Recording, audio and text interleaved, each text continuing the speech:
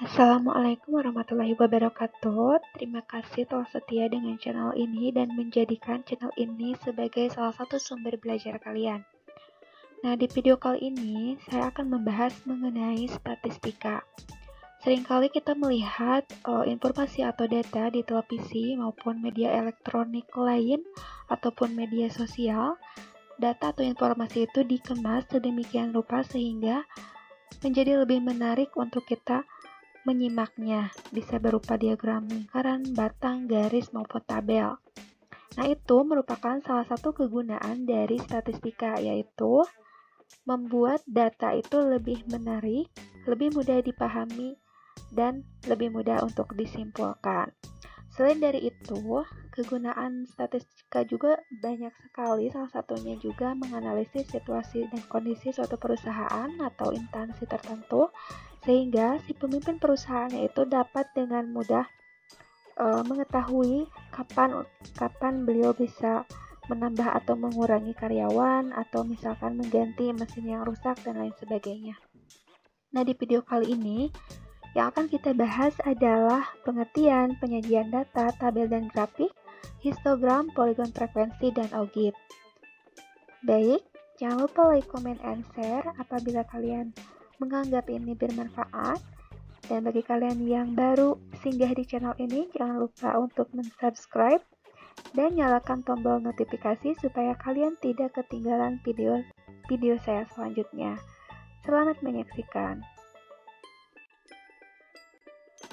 Baik, kita mulai dengan pengertian statistika.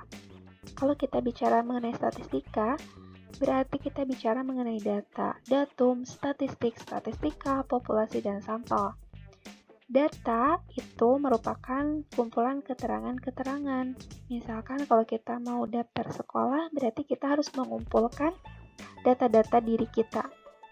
Kemudian datum merupakan masing-masing keterangan-keterangan tersebut. Nah, bisa dikatakan juga data merupakan bentuk jamak dari datum. Data dibagi menjadi beberapa jenis ya. Beberapa di antaranya kalau kita melihat data dari sifatnya, data terbagi menjadi data kuantitatif dan data kualitatif. Data kuantitatif yaitu data yang dikumpulkan berupa bilangan atau angka, contohnya data nilai ulangan siswa, data berat badan, dan lain sebagainya. Sedangkan data kualitatif yaitu data yang berupa sifat-sifat atau gambaran kualitas dari suatu objek. Contohnya data mengenai kinerja anggota OSIS, kinerja karyawan, bisa juga data mapel yang disukai siswa, data hobi, dan lain-lain. Nah, untuk data kuantitatif atau data yang berupa angka juga terbagi lagi menjadi data diskrit dan data kontinu. Data diskrit itu data yang memiliki jumlah yang sangat terbatas. Nah, ini diperoleh dengan cara menghitung. Contohnya misalkan data anggota keluarga itu kan terbatas. Sedangkan data kontinu itu data yang tidak terbatas atau terus-menerus. Misalkan data mengenai waktu, berat, volume, seperti itu. Misalkan lagi dilihat dari sumbernya, data terbagi menjadi data intern dan data ekstern. Dikatakan intern apabila data yang kita peroleh itu langsung dari instansi yang bersangkutan dan diolah untuk kemajuan dan perkembangan instansi itu sendiri. Contohnya misalkan data mengenai jumlah siswa di 5 tahun terakhir, mau kita analisis menurunkah atau meningkatkah, seperti itu, sehingga kita bisa menentukan langkah apa nih untuk meningkatkan jumlah siswa ke depan. Sedangkan untuk data ekstern, misalkan suatu data yang diperoleh dari luar instansi dan sifatnya umum, ini misalkan kita ingin mengetahui data pengangguran keluaran SMK di masing-masing data mengenai pengangguran di masing-masing jenjang pendidikan misalkan. Berarti kita bisa melihat data itu pada BPS misalkan seperti itu. Kemudian apa dong yang dinamakan dengan statistik? Statistik itu didefinisikan sebagai ukuran-ukuran yang mewakili data dari kumpulan-kumpulan yang berupa angka atau bilangan. Nah, sedangkan statistika adalah ilmu yang mempelajari statistik. atau ilmu yang mempelajari cara atau metode pengumpulan data, penyajian data, pengolahan data, sampai dengan penarikan kesimpulan. Sedangkan populasi dan sampel itu apa? Populasi itu adalah keseluruhan objek yang kita teliti, sedangkan sampel adalah bagian dari populasi. Contohnya misalkan siswa SMK Sukapura misalkan. Nah, disebut populasi berarti kita bicara keseluruhan siswa SMK Sukapura misalkan yang hampir 1000 orang misalkan gitu. Nah, sampelnya berarti kita ambil salah satu kelas di SMK tersebut, misalkan kelas 12 OTKPB misalkan seperti itu. Nah, menurut Sugiono tahun 2016 di halaman 80, populasi dikatakan juga sebagai wilayah generalisasi yang terdiri atas objek, subjek, yang memiliki kualitas dan karakteristik tertentu yang ditetapkan oleh peneliti untuk dipelajari dan kemudian ditarik kesimpulannya. Sedangkan sampel di halaman selanjutnya dikatakan merupakan bagian dari jumlah dan karakteristik yang dimiliki oleh populasi tersebut. Contoh lainnya misalkan kita ingin mengetahui minat masuk perguruan tinggi atau bekerja di kalangan pelajar SMK di Kabupaten Tasikmalaya. Nah, yang dikatakan populasi berarti keseluruhan siswa-siswi SMK di Kabupaten Tasikmalaya. Itu kan banyak, ada berapa banyak SMK di Kabupaten Tasikmalaya. Nah, kita cukup mengambil sampel beberapa sekolah saja. Seperti itu. Nah, data yang sudah kita peroleh, yang sudah kita kumpulkan itu, agar mudah dipahami dan disimpulkan, maka data-data tersebut kita sajikan dalam bentuk yang menarik. Penyajian data itu bisa berupa tabel atau daftar dan juga diagram atau grafik. Berupa tabel atau daftar, nah seperti ini, informasi yang disusun berupa kata dan bilangan, yang tersusun secara bersistem, itu terdiri dari baris dan kolom, dibuat baris dan kolom dengan pembatas garis agar mudah dibaca, disimak, atau dicermati. Sedangkan yang berupa diagram atau grafik itu bisa berupa diagram batang, berupa persegi panjang, ya. Ada yang berupa 2 dimensi, ada lebar dan tingginya, bisa juga berupa 3 dimensi apabila terdiri dari lebar, tinggi, dan dalam. Nah, data juga bisa disajikan dalam diagram garis apabila data-data atau informasi yang kita susun, kita buat dalam titik tertentu dengan skala tertentu yang nantinya akan dihubungkan dengan garis. Kemudian ada yang berupa diagram lingkaran, tentu saja itu berupa lingkaran dengan segmen-segmen tertentu sesuai dengan data atau informasi yang diperolehnya. Nah, saya akan jelaskan satu persatu cara penyajian data. Yang pertama ada dalam bentuk tabel atau daftar yang tadi sudah disebutkan. Nah, ini contohnya. Di sini ada lulusan SMKJ yang melanjutkan ke perguruan tinggi. Ini diambil sumbernya dari buku paket matematika SMK atau MAK kelas 12 Kasmina dan Toali, penerbit Erlangga. Di sini lulusan SMK tersebut informasinya ada berupa tahun ya, dari 2010 sampai 2017.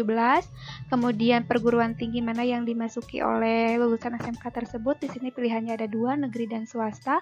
Kemudian jumlah peserta didiknya. Nah, tabel atau daftar ini biasanya terdiri dari kolom dan baris. Nah, yang vertikal dari atas ke bawah itu adalah kolom. Kemudian ada baris yang secara horizontal disusunnya. Ini ada baris, jadi terdiri dari kolom dan baris.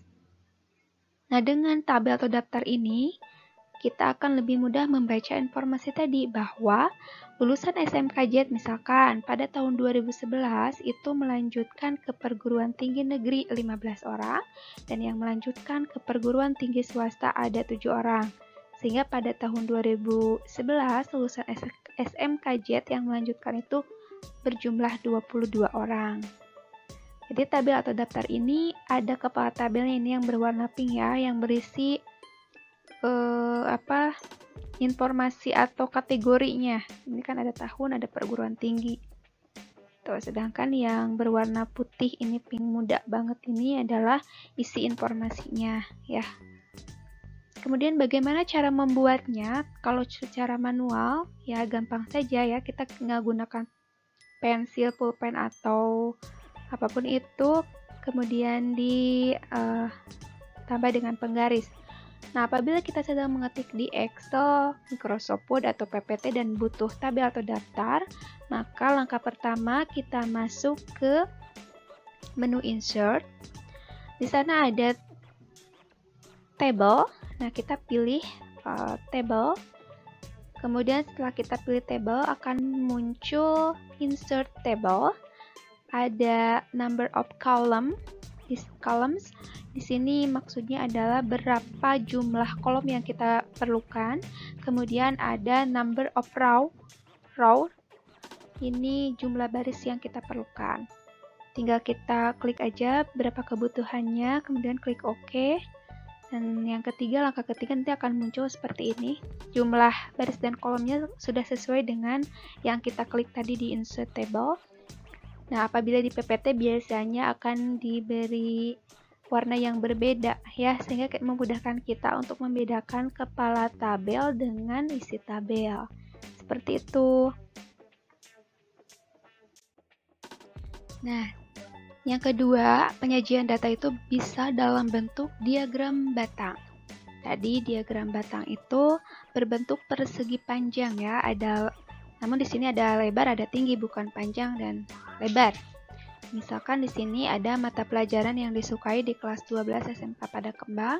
Di sini diambil mata pelajaran yang di-UN-kan pada saat itu ya, meskipun sekarang sudah tidak ada lagi ujian nasional.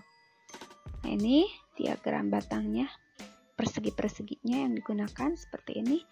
Kemudian di sumbu X, di sumbu X itu ada kategorinya tadi ya, mata pelajaran. Jadi bisa kita simpan di sini. Kemudian yang ada di sumbu Y itu adalah skala. Kalau di sini skalanya kelipatan 20. Sebenarnya tidak usah kelipatan 20 juga. Kita bisa ganti dengan kelipatan 1, kelipatan 5, kelipatan 10. Itu sesuai dengan yang kita buat ya. Kebetulan ini kelipatan 20. Semakin kecil skalanya, maka nanti akan lebih detail, gambar akan lebih tinggi lagi.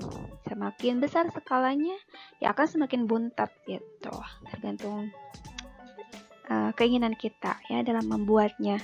Nah, di sini matematika bisa kita baca, ada 40 orang yang suka matematika.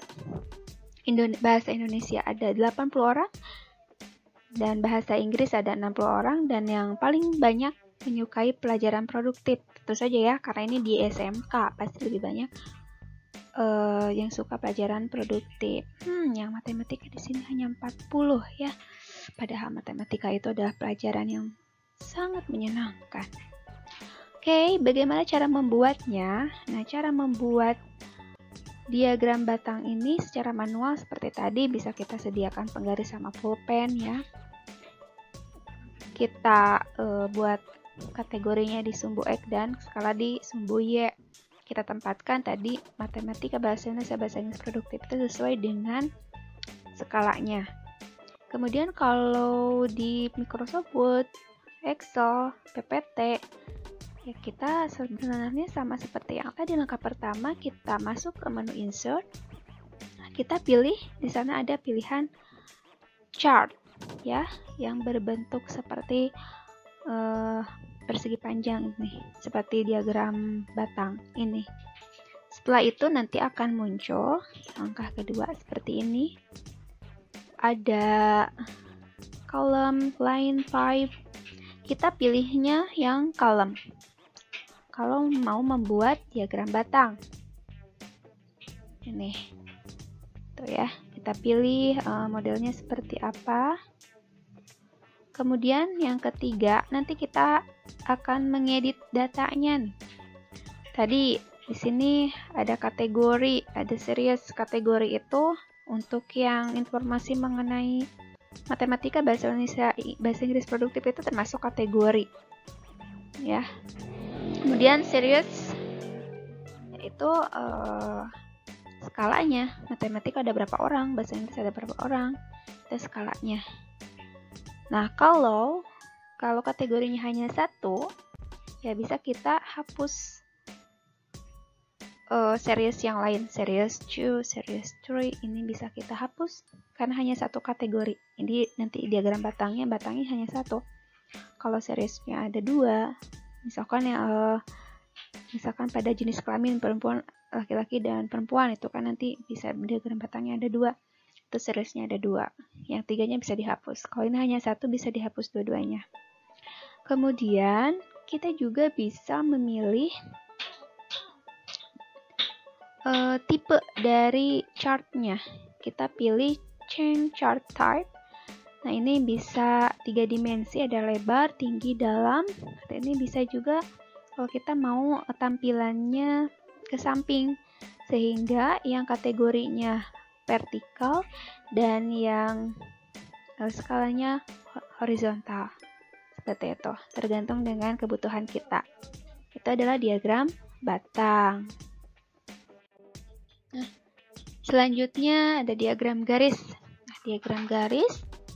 Kalau diagram garis, nah yang tadi kategori matematika, bahasa Indonesia, bahasa Inggris, produktif, sama ya kita simpan di sumbu X. Kemudian kita sediakan skalanya, mau kelipatan berapa, sama seperti yang tadi.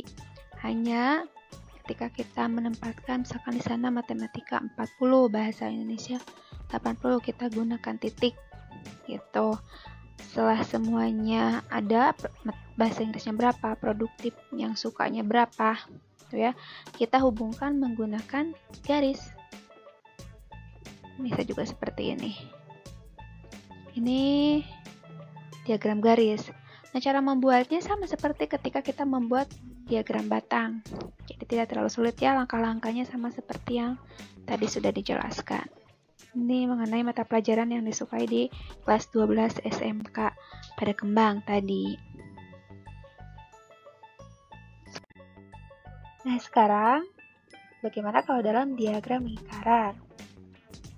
Tentu saja bentuknya ya seperti lingkaran.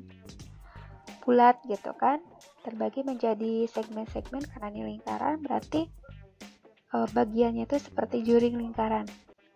Kalau kita memotong kue ulang tahun itu bentuknya seperti juring kan, cuman bagian kuenya bagian-bagiannya tidak sama karena frekuensinya memang berbeda. Ini masih mengenai mata pelajaran yang disukai tadi di kelas 12 SMK.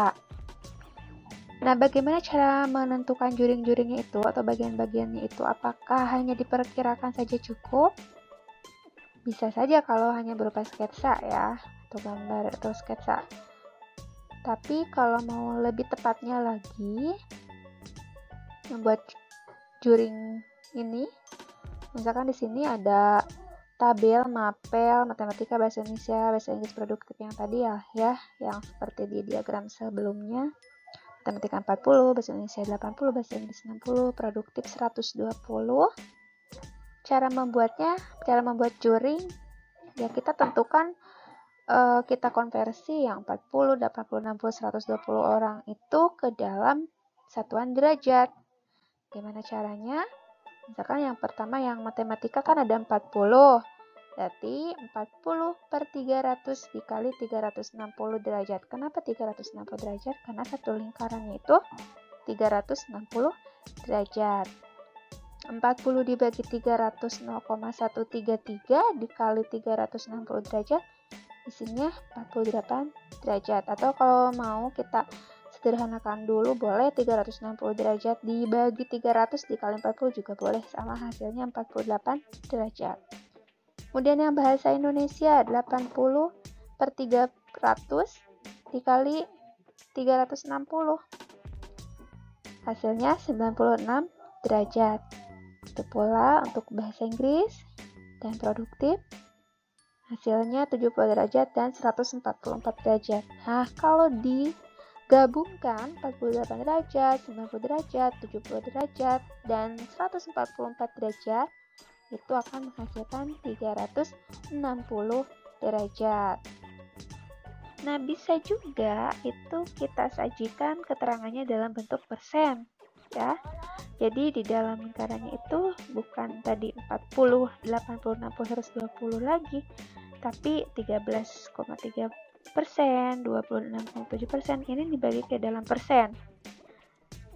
Jadi kalau persen itu kan 100%, berarti 100% harus dibagi 4 kategori, matematika, bahasa Inggris, bahasa Indonesia, dan produktif. Nah, bagaimana caranya? Yang matematika 40 per 300, keseluruhannya 300, dikali 100%, karena persen itu 100 ya, berarti hasilnya 13,3. Atau bisa disederhanakan dulu, nolnya dicoret ya, sama yang 100 dan 300, di bawahnya sisa 3, berarti 40 dibagi 3, 13,3. Kemudian yang bahasa Indonesia 80, bahasa Inggris 60, produktif 120, sama dibagi keseluruhan 300 dikali 100%, hasilnya 26,7%, 20%, dan 40%. Nah, kalau disatukan persentase ini 13,3 ditambah 26,7 ditambah 20 ditambah 40%, itu akan menghasilkan 100%. Seperti itu. Nah, data atau informasi juga bisa kita sajikan dalam bentuk histogram dan poligon frekuensi. Histogram itu apa? Histogram merupakan penyajian data apabila data itu dikelompokkan dalam kategori-kategori atau kelas-kelas yang ditampilkan dalam sebaran frekuensi atau tabel distribusi frekuensi. Jadi sebelumnya kita harus membuat dulu tabel distribusi frekuensi. Nah, untuk poligon frekuensi dari kata poligon yang berarti segi banyak, poligon frekuensi berarti bidang rata yang sudut atau sisinya lebih dari 4. Yang sama yang ditampilkan dalam sebaran frekuensi. Nah, bagaimana membuat tabel distribusi frekuensi? Tentu ada langkah-langkahnya. Yang pertama, kita menentukan jangkauan data. Disimbolkan dengan J yang merupakan selisih dari data tertinggi dan data terendah, atau nilai terbesar dengan nilai terkecil. Jadi tinggal nilai terbesar dikurangi nilai terkecil, atau data tertinggi dikurangi data terendah. Kemudian setelah itu menentukan banyaknya kelas. Kita simbolkan dengan K. Itu bisa kita cari dengan 1 ditambah 3,3 dikali logaritma N. N-nya di sini adalah banyaknya data. Jadi nanti kalau misalkan datanya ada 100, cari dulu logaritma 100 dikali 3,3 baru ditambah 1. Yang terakhir kita menentukan panjang kelas interval. Ini yang merupakan langkah yang paling utamanya ya, yaitu merupakan perbandingan dari jangkauan dengan kelas. Jadi kalau disimbolkan panjang kelas interval dengan P, maka mencari panjang kelas interval adalah J per K. Nah, sekarang mari kita praktikkan bagaimana membuat histogram dan poligon frekuensi. Dengan tadi terlebih dahulu kita membuat tabel distribusi frekuensi. Nah, di sini ada contoh data mengenai implementasi kebijakan kompetensi guru di SMK Sukapura. Dari kuesioner didapat data sebagai berikut yang tertera. Nah, di sana dari kiri ke kanannya terdapat 6 data, dari atas ke bawahnya terdapat 10 data, sehingga data yang diperoleh 6 kali 10 ada 60 data, N-nya 60 data. Nah, langkah pertama untuk membuat tabel distribusi frekuensi kan kita menentukan jangkauan. Jangkauan selisih dari data terbesar dengan data terkecil. Nanti kita tentukan data terbesar yang kita cari, yang paling besar angkanya adalah 60. Kemudian yang terkecilnya adalah 47. Sehingga jangkauannya data terbesar dikurangi data terkecil, 60 dikurangi 47 sama dengan 13. Kemudian kita tentukan banyaknya kelas dengan rumus 1 ditambah 3,3 logaritma dari N. N-nya tadi 60. Berarti logaritma 60 dicari hasilnya 1,778 dikali 3,3 hasilnya 5,87. Baru ditambah 1 maka menjadi 6,87. Kita bulatkan jadi 7. Ini untuk apa? Nah, ini untuk menentukan banyaknya kelas yang kita butuhkan atau banyaknya baris yang tidak termasuk ke dalam kepala tabel, ya. Nah, dari 7 baris ini kita dapat dari banyak kelas yang tadi. Kemudian kita simpan di atasnya adalah kepala tabel. Kita kasih nama nilai gitu ya, yang akan kita kelompokkan. Kemudian kita tentukan panjang interval. Panjang interval kelasnya didapat dari perbandingan dari jangkauan dengan kelas, dengan banyaknya kelas, atau rank dengan banyaknya kelas. Rank atau jangkauannya 13 dibagi kelasnya tadi 7, berarti 1,86 dibulatkan menjadi 2. Ini maksudnya buat apa? Nah, ini maksudnya untuk interval tiap kelas. Kita misalkan akan mengambil angka pertama dari baris pertama adalah nilai terkecil 47. 47, kenapa sampai dengan 48? Karena dari 47 kita hitung panjang intervalnya kan 2. 47-nya diikutsertakan 47, 48, berarti 2.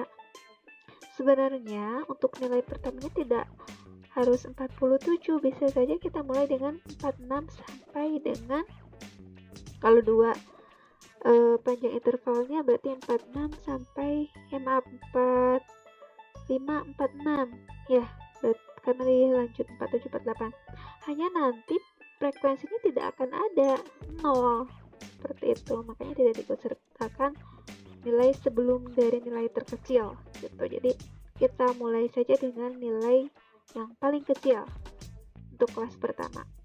Untuk kelas kedua lanjutkan, kalau tadi sampai 48 berarti dari 49 sampai dengan 50. Kenapa? 49 2 langkah ya, berarti sampai dengan 50. 49 50. Seterusnya lanjut sampai dengan kelas ke-7. Kalau kita perhatikan di kelas ke-7 ada nilai tertinggi gitu ya. Kemudian itu bisa nilai tertingginya bisa di akhir angka, bisa juga ada di tengah-tengah, misalkan yang terakhir ini kebetulan 59 sampai 61 ya, yang terpenting nilai tertingginya ada di kelas itu antara kan.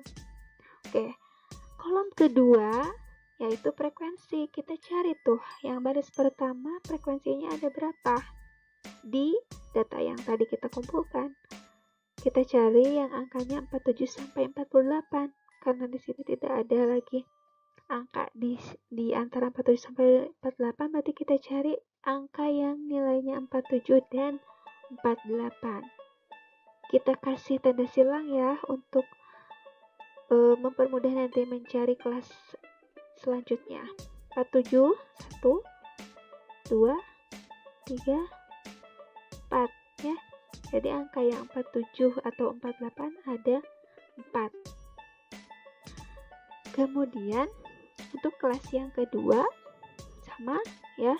Cari yang nilainya 49 dan yang nilainya 50. 1 2 3 4 5. Jadi kelas kedua frekuensinya 5. Dan selanjutnya sampai dengan kelas ke-7. Jangan lupa coba hitung frekuensinya itu tadi harus 60 karena datanya ada 60. Kemudian kita tuangkan pada diagram. Di sini diagramnya adalah diagram batang yang disebut histogram itu. Apa bedanya dengan diagram batang? Bedanya yang pertama tadi kita harus membuat dulu tabel distribusi frekuensi. Itu yang kedua, pada sumbu X. Nah, ini yang disimpan itu nilai atau angka ya, yang merupakan nilai dari kelas pertama sampai kelas ke-7. Nah, kita butuh tepi kelas juga nih nanti ya. Ini nilai, kita lanjut dulu. Kemudian di sumbu Y-nya itu sama seperti yang tadi, itu adalah frekuensi atau skala gitu. Nah, tepi kelas itu buat apa? kita kenalan dulu dengan tepi kelas. Nah, di dalam nilai kan tadi 47, 48, 49, 50. Yang 47, 49, 51 sampai dengan 59 itu kita sebut batas bawah, sedangkan 48 sampai 60 kita sebut batas atas. Selanjutnya, yang dimaksud tepi kelas itu ada dua, ada tepi bawah dan tepi atas, sama dengan batas ya, cuma cara mencarinya yang berbeda. Untuk mencari tepi bawah, itu kita menggunakan batas bawah kelas yang kita ingin tahu tepinya. Untuk tepi atas, kita tambahkan batas atas dengan 0,5. Mudah ya? Nah, untuk yang pertama, kelas pertama, 47 batas bawahnya. Kita kurangkan 0,5. Berarti 46,5. Untuk tepi atas, 48 ditambah 0,5, ya 48,5. Untuk kelas kedua sama ya, 49 dikurangi 0,5, 48,5, 50 ditambah 0,5, 50,5. Itu untuk kelas ketiga juga begitu, kelas selanjutnya juga begitu. Kalau kita perhatikan terlebih dahulu, nilai tepi atas kelas pertama itu sama ya dengan nilai tepi bawah kelas kedua. Sama ya, untuk kelas 1 dengan kelas kedua. Untuk kelas kedua dan kelas 3 juga sama. Tepi atas kelas kedua sama dengan tepi bawah kelas ketiga. Sehingga seterusnya kita tidak usah menghitung lagi sebenarnya ya. Seperti ini ya, ini untuk tepi kelas. Nah, kita tempatkan pada kategori. Nah, sehingga batang-batang pada diagram ini atau pada grafik ini bersatu atau berhimpit karena kita menggunakan tepi kelas. Itu ya bedanya dengan diagram batang. Nah, kemudian itulah yang dinamakan histogram. Kemudian kita cari nilai tengah atau XI. Nah, nilai tengah ini untuk apa? Nilai tengah kita butuhkan pada saat kita akan membuat poligon frekuensi. Nilai tengah dicarinya dari mana? Nilai tengah merupakan penjumlahan dari batas bawah dan batas atas dibagi dengan 2 atau bisa kita sebut sebagai rata-rata tiap kelas. Tuh.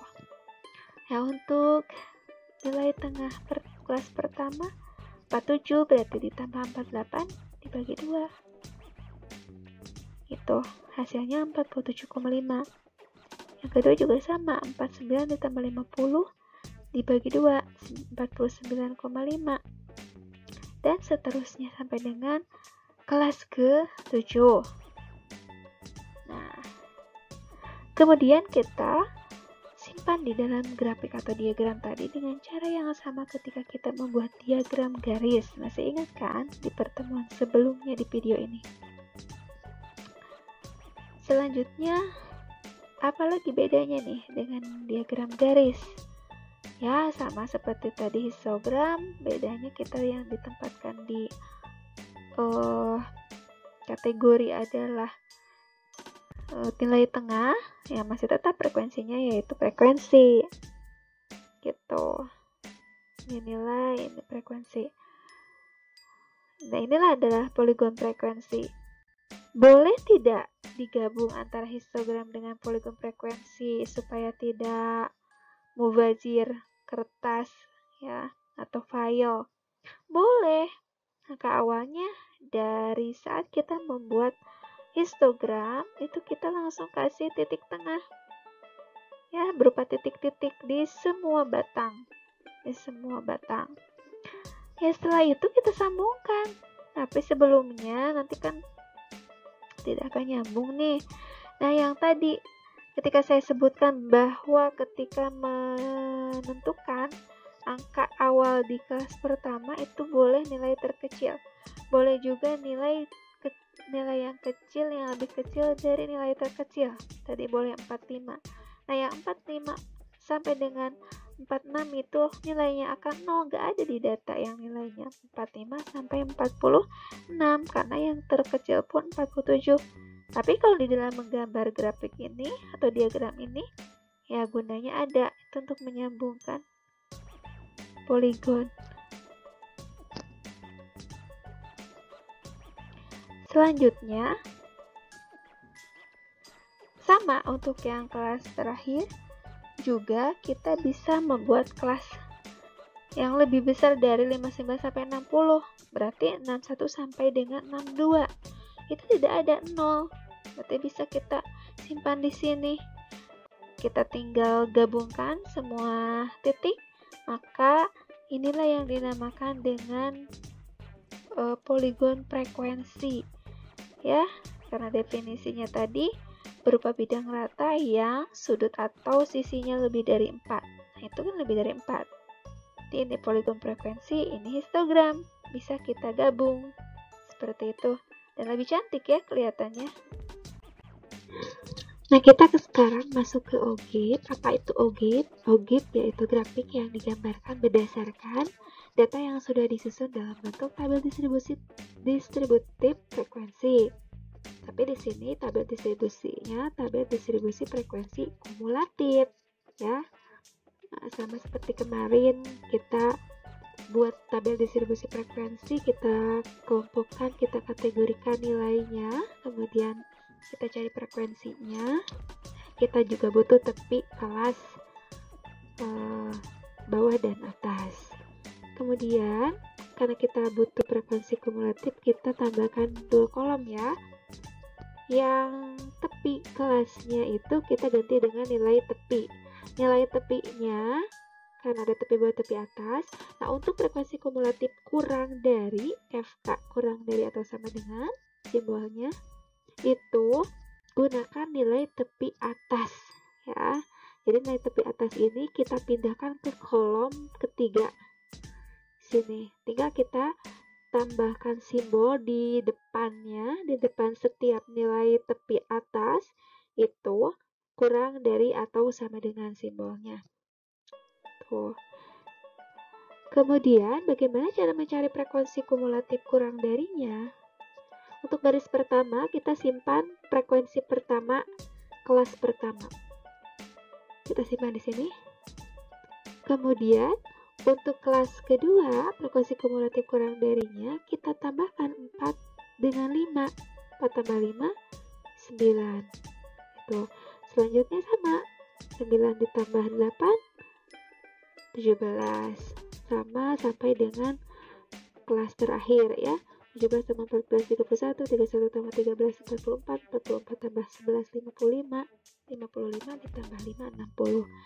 Dan nilai terakhir atau frekuensi kumulatif kurang dari yang terakhir itu sama dengan total jumlah nilai, harus sama. Kalau beda berarti ada kesalahan ketika kita menghitungnya.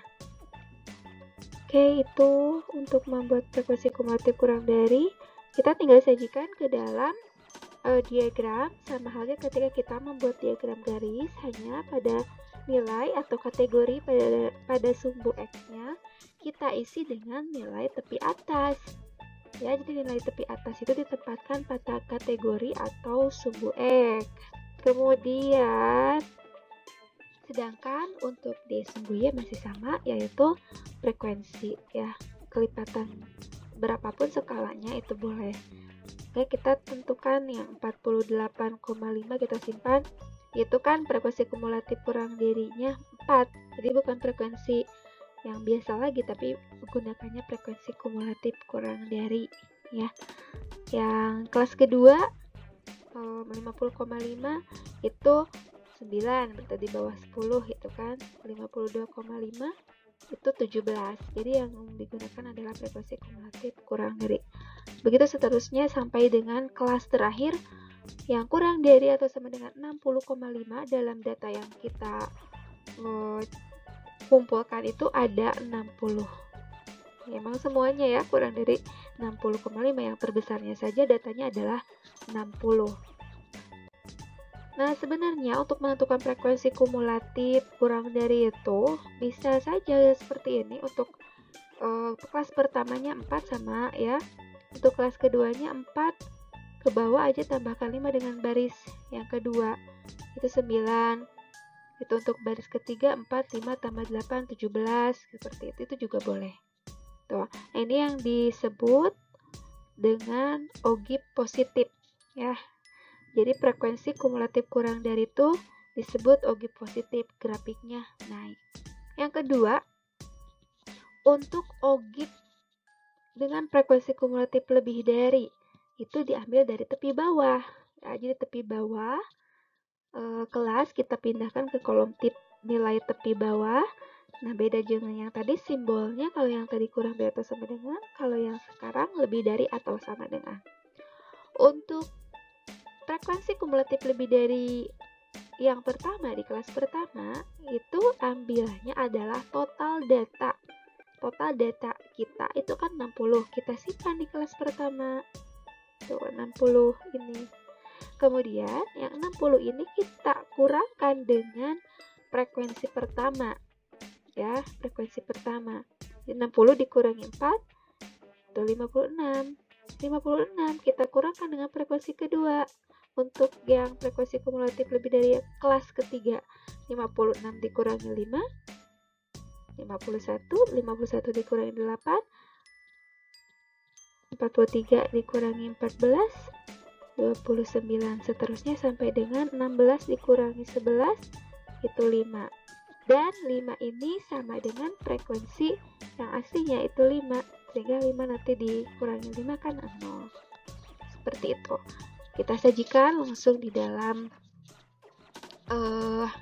diagram atau grafik, sama halnya ketika kita membuat diagram garis seperti itu, hanya pada sumbu X-nya itu disimpan nilai tepi bawah. Kemudian kita cari frekuensinya atau skalanya ya, frekuensinya yang lebih dari atau sama dengan 46,5 ada 60. Tentu saja ya semuanya lebih dari 46,5. Jadi ada semuanya, totalnya semuanya. Dan yang lebih dari atau sama dengan 48,5 ada 56, dan seterusnya sampai dengan yang lebih dari atau sama dengan 58,5 itu ada 5. Ini yang dinamakan dengan ogive negatif.